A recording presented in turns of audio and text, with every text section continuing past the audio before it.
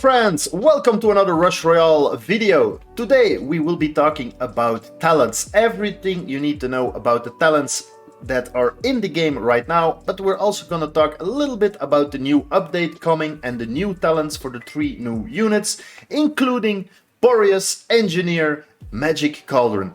No long build-up, let's get straight into it. So we're gonna talk about the talents, what you can expect, what are the best units currently in the game with talents. So before we talk about talents, we need to know where can we get them. And that's what you have these orbs for. These orbs, Forest Orb, Magic Orb, Techno, Kingdom of Light and Dark.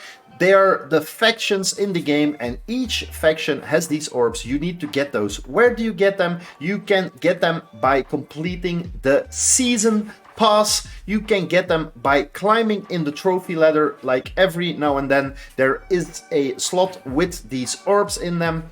And you can also get them from buying packs. I kind of noticed they launched 2 or 3 packs in the beginning of the new season, $9.99. And you can get a bunch of orbs, and that's all as far as I am aware where you can get these orbs. These orbs are also distributed randomly, so it's not like you can pick them, but have no fear, My Games is here. They announced in the new update, of course they will be launching a new chest.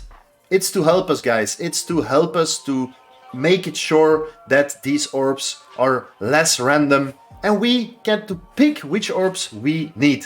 So, you know, forgive my sarcasm, but it's another chest, so we know where that's going. It might be a good thing. We have to see and wait until the new update.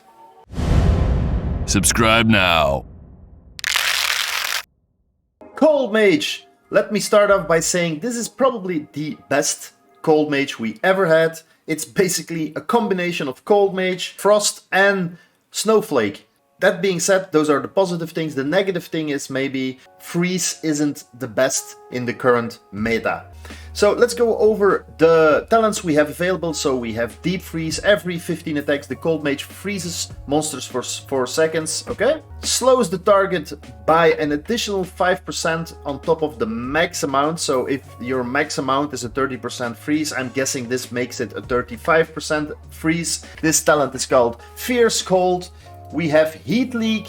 When the Cold Mage merges a random unit on the opponent field, freezes for 6 seconds. This is one that's used a lot. I see it being used a lot in combination with Shaman. You can freeze a unit for 6 seconds if you unleash a couple of Shamans. You know, there's nothing much you can defend there. Then we have Flash of Frost. When the Cold Mage merges, 3 monsters on the path are slowed by the max amount. So it's basically a direct max amount slow. We have Blizzard has a 5% chance on attack to affect the target with a blizzard, slowing monsters in the area. So it's like a mini Snowflake skill. Cracking Ice, frozen targets with health below 30% take 20% more damage, so a 20% more damage boost. And Deadly Cold, a mini Executioner. Frozen targets die if their health drops below 5%. Extra damage on low health monsters, like a mini Executioner skill, and a whole lot of extra freezes. This is the max level Cold Mage. Guys, very good, but you kinda gotta know where to use it, how to use it, and hopefully in future metas this will become a new thing again. Hunter, the Forest Alliance unit. So this one basically does a ton of damage on the first shot. So the first talent, Poaching, every 15 seconds he goes to the next unit, so that's pretty good. You get an extra damage shot every 15 seconds. That's basically it. Sudden Shot has just a big damage increase. I mean, guys, you can read, it's just first shot does even more damage. Hunting Season, here we collect trophies. Whenever you have 6 trophies, 2 hunters go up in merge rank. Basically, you can collect trophies and make them increase their merge rank automatically. This is being used. Necros, putting them on the necro tiles and getting them up automatically. That's being used a lot lately. Large Prey. Killing a boss or a mini boss with a hunter's attack gives a trophy, increasing that unit's damage. It's basically a big damage boost, so you have to pick between damage or merge ranks. we have Buckshot for the AoE damage. So again, this in combination with Hunting Season is being used a lot on Necromancer tiles, especially since the Necro has been nerfed. Then we have Keen Eye. Hunters at merge rank 3 or higher get extra crit damage, and then Wild Hunt has a 30% chance to increase the number of trophies. Killing a boss or mini boss causes swift boar to your opponent's field. They look crazy funny, the boars, they're really funny to watch at. They're running through the mobs, it's really funny. Yeah, and killing an enemy with a hunter also has a 5% chance to call a boar. It's mainly funny, it works, but not the best card. Anyway, this is Hunter. Like I said, it's being used on Necromancer. Other than that, I personally don't think it's good. I wish it was better. Maybe in future factions or updates, there will be some new things that makes these talents shine a bit more. But for now, I wouldn't rate it between the best. Sharpshooter, guys. So this is the card that's seen the most action since talents came out, I think. Especially when before the Necro nerf, actually, this was like a top used unit. To round it up, we have a lot of extra damage against bosses stacked up in these talents. With explosive rounds, we get a little bit of extra area damage on top of that, but probably the king of the hill is Stunning Shot. This is a skill, a talent with extreme potential. We have been seeing it. A lot of people are like, what the hell is going on here? So you can like AoE stun all the units on your opponent's board. The more tiers your sharpshooter gets, the higher merge rank, the more stun you will be doing. So you can actually stun your opponent's board completely for 6 seconds, which can be huge. The stun happens after you kill a boss or a mini boss. So this is the big deal for Sharpshooter. So a big CC. On top of that, of course, it does a lot of damage on bosses and mini bosses. So that's good. The downside is it aims for units with high HP, the highest HP units. So that's not always a good thing because you sometimes just wanted to kill the first unit. Then we have some aim shots, like it's all extra damage, and some extra damage against mini bosses. So it's extra damage, but especially the Stunning Shot is the one you should keep an eye on. Reaper. So this unit is probably the unit I was looking out for the most when talents got announced. But I didn't manage to get all the ranks, but still. First, talents, Spirit of Light or Spirit of Darkness. Basically what this means is if your opponent is using any of the units from Kingdom of Light or Dark faction, whatever talent you choose will launch these little ghosts on your opponent's field, his lane, and they will take 30% less damage. So basically they're creating extra pressure. It's a nice boost. They're not really OP, but it's like a little bit of annoyance for your opponent. Then we have Slayer of Giants. When attacking bosses and mini-bosses, the Reaper's activated abilities deal 300% more damage. So if you want to use this as your main damage dealer, as you could have seen in the video I created yesterday, yes, it works. This one really is needed. Then this is also being used in other type of decks where you use the Reaper more as like a support unit, and this one will increase your mana quite a bit. So this one is often being used in a Corsair deck, for example, for the extra mana, which is nice. Then we have Trophy Skull. Instantly killing a monster with the Reaper attacks give a Trophy Skull, increasing the damage of all Reapers by 5. Also a unit that is needed if you want to play this as a main DPS. So just you want to stack those Trophy Skulls and increase your damage. For the Vengeful Ghosts, destroys common monsters after merging. This also summons a ghost. This affects 2 monsters. The number increased based on the unit's merge rank before merging. Vengeful Ghost even makes your ghosts even more potent. A very well-rounded talent build in my opinion. It maybe needs a little bit more tweaking, balancing to make it a little bit more powerful. It's like lagging behind Inquisitor, Corsair, all the big guys, but this is definitely a good unit, guys. Priestess together with Reaper. This was the other unit I was looking forward to. I managed to max out all the talents on the other ones, but the two units I was looking out for the most, sadly I could not max them out. For Priestess I only managed to get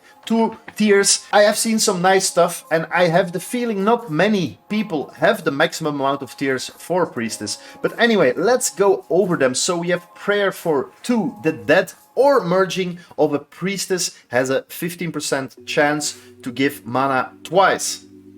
Morning Prayer gives 30 mana when placed on the field. I really love this one. It procs a lot. I always use it with Clock Robot deck or even with Shaman deck. This one, it will give you a lot of mana and it procs a lot.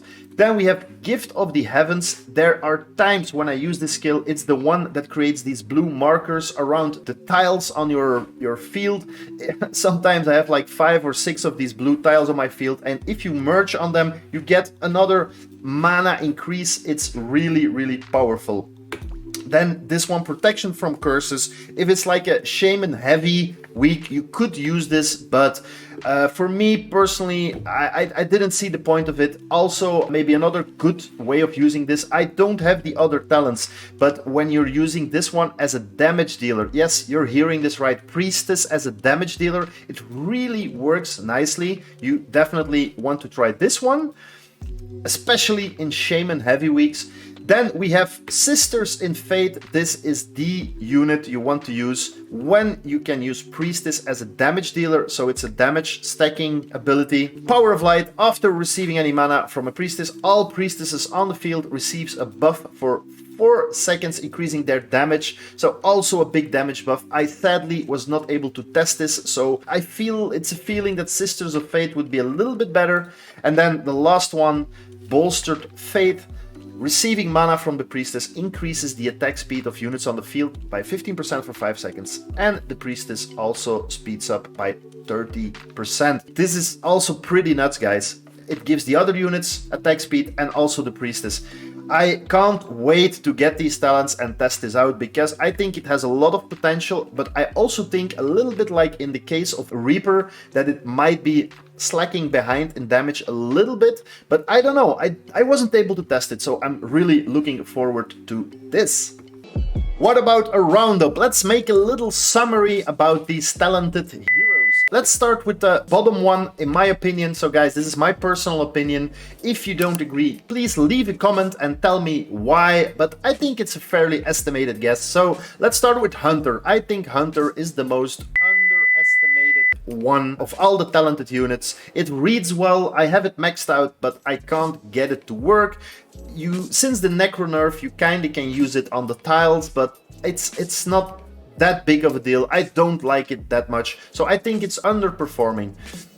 Then next on the list is Cold Mage. I think Cold Mage is fantastic. They did an absolutely amazing job on it, but sadly it doesn't fit in the current meta, at least not on the top level gameplay. If you're like between 4,000 and 6,000 trophies or lower and you can get the talents maxed out, then you might have good use for it, because the lack of damage you kind of have to make up with CC on the lower levels, and then in that case Cold Mage might be really helpful. Then the top 3, we have Sharpshooter. Let's just go straight to number 1. I think Sharpshooter had the biggest impact on the game with its talents, and especially the stun talent. It does great damage against bosses, but the stun talent is insane. It can win games for you. So the stun talent is really amazing, guys.